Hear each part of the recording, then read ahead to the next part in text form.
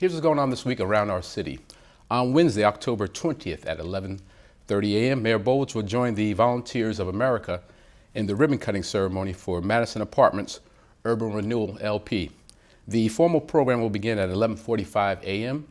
and the tours and light luncheon will follow.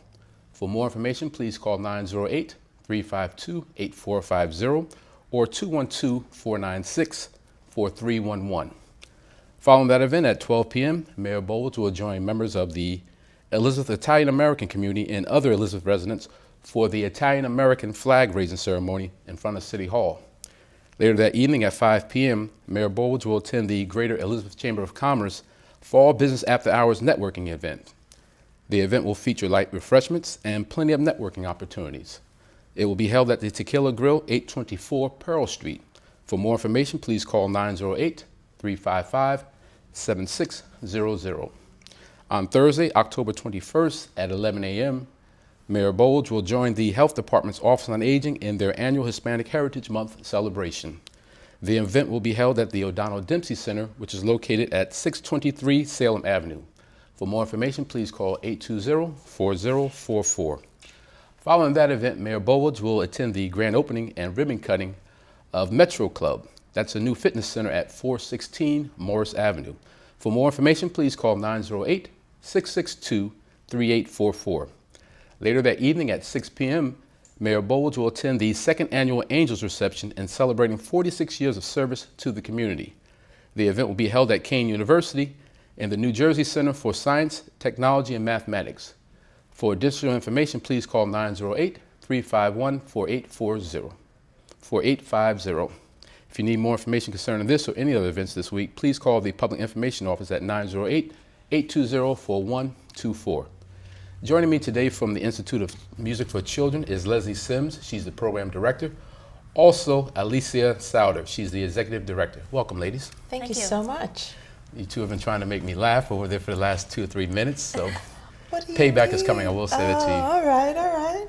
Now, I've heard some great things about the organization. I've even had the chance to witness some of the great things you do at their graduation and other events. Just tell us more about the Institute of Music for Children and exactly what is it that you do? Absolutely. Well, the Institute of Music for Children is located here in Elizabeth, and we have been in existence for about 16 years. We do arts programming, so of course we do music as the title of the organization. That's where we started. Okay. But we've also expanded into doing other performing art forms, so we do dance and drama and visual arts, and we even do filmmaking and creative writing.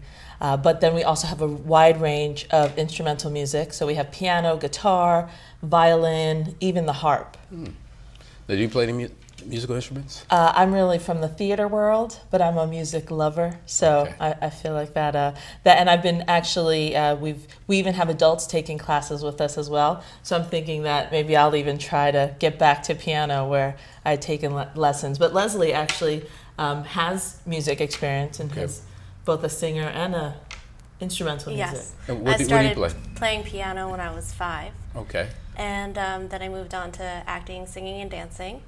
And so I do a little singing, a little piano, a little teaching now, and just really enjoying being in the classroom with the kids. Okay, I can look at your first position ballet position right now.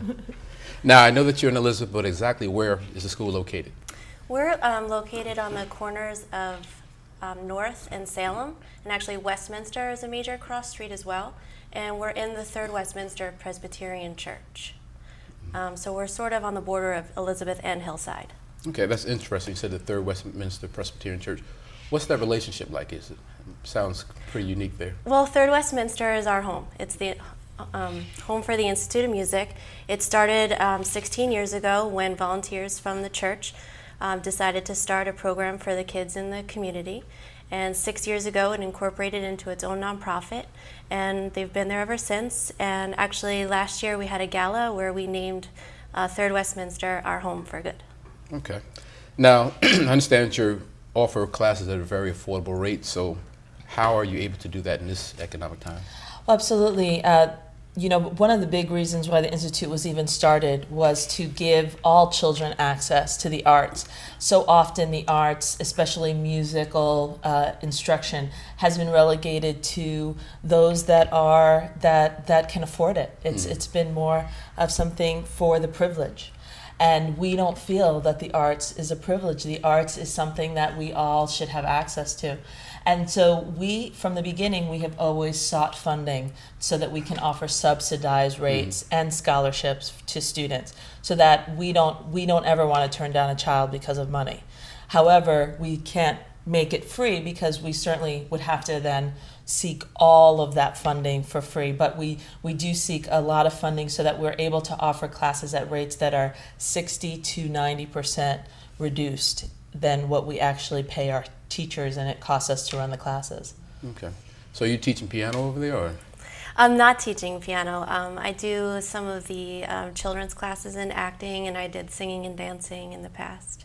Okay. But she's actually in charge of running all of that stuff. So I get to sit back and kick my feet up, and then she's got to be the one that makes it all happen. So you do all the work, and she gets the credit. That's exactly. Just don't want to make it public. It's a good partnership. Okay. Now, what is at the heart of the work that you do?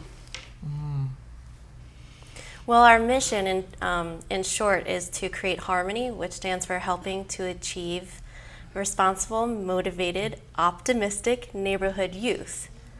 But really at the heart is to inspire children to be their greatest and develop themselves as people through the arts.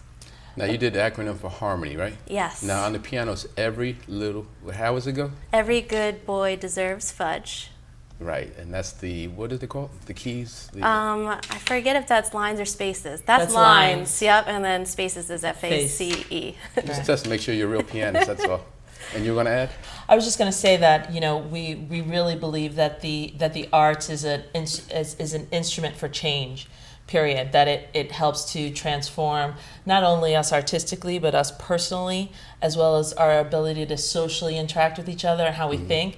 I mean, there's so many studies that talk about how students that are students of the arts also excel in academics, that it actually that students that are involved in music, it actually increases math scores. So that when we talk about why does it matter, right, there's so many reasons, and especially when we're in a time and in a place where youth are not always doing as well as they should, when there's a lot of interpersonal issues, where there's a lot of children dropping out of school or other personal issues, that the arts is a way that we can communicate to every child and make change.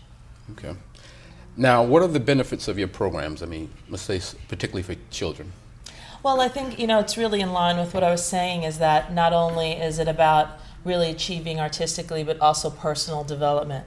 And I would say that, in terms of benefits for our children, when a child is given the opportunity to not only learn, but to have a place where they can begin to master something, there's something that comes from the discipline of an art form, the repetition of an art form, the dedication.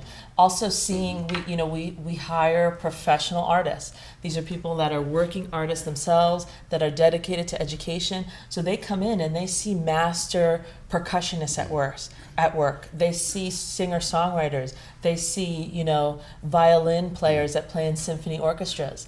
So when we're able to have them interface with talent on that level, I mean, it's really such a privilege. And we find that children, even if they don't become artists, they realize that they can become a lot more than sometimes kids think they can. And it's a skill you'll have for the rest of your life. I don't still study piano, but I have that, and I can play to my kids. I can sing to my children in the future, and I can entertain my family. So it stems beyond anything.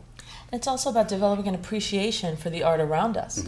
I mean, how often do we say that young people don't understand what is of value and what that they're not going to appreciate a play, and that's because they're not given the opportunity to really learn how to appreciate.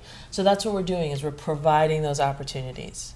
Now, when you mentioned violinists earlier, I'm just thinking the number of students playing live instruments today, is that dwindled from years before? I mean, right now with all this technology, equipment, and computers, are children still interested in playing instruments?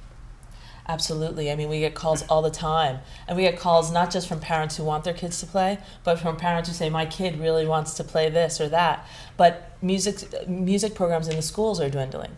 There's less and less funding. Whenever funding cuts happen, the arts go first. And so we're seeing that less children have that ability when in years past it was something that you had to do. It was a part of your schooling. So we do see that it's a need, and we want to really meet that need. And we've invested, we've purchased violins, we've purchased guitars, we have pianos where students come and not only take group classes, but also take private classes.